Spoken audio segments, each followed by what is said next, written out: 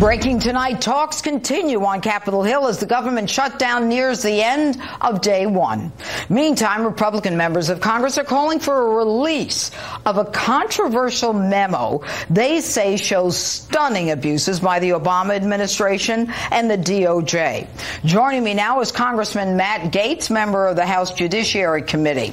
All right, Congressman, thanks so much for being with us tonight. Good to be with you. Oh, good. Now, we've been hearing for months about Fusion GPS, the DNC, Hillary Clinton, we find out, actually paid for, this document that was created.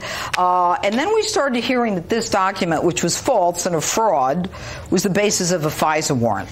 There is talk or reports that there is now a report that will show us and shock us about the abuses. Can you tell us about that report?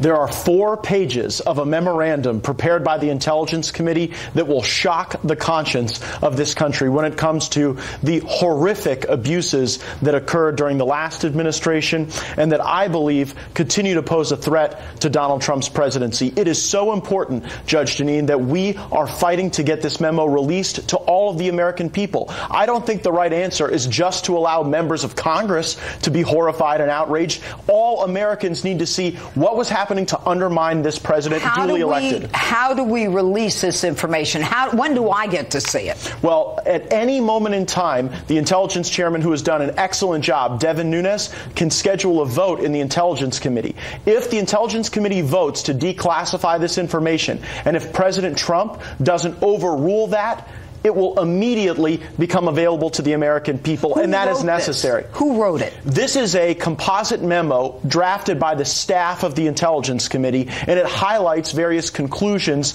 that will truly shock the consciousness. But what do you mean it highlights whose conclusions? Well, names are named. The names that we've talked about in the news associated with the corruption that is posed to President.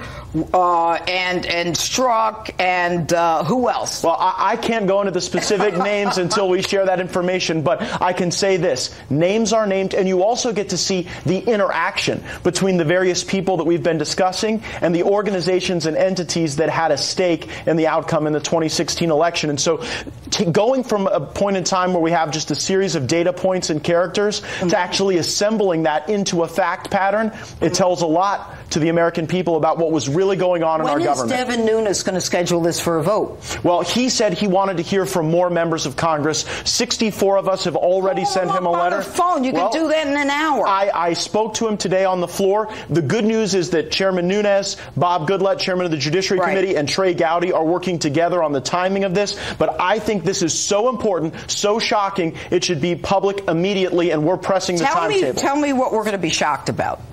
I think we'll be shocked not only at the way information was collected, but the way that that information was authenticated. And I can't go into any details, but only to say that you're aware as a judge of the way evidence has to be authenticated and presented to a court to get a warrant.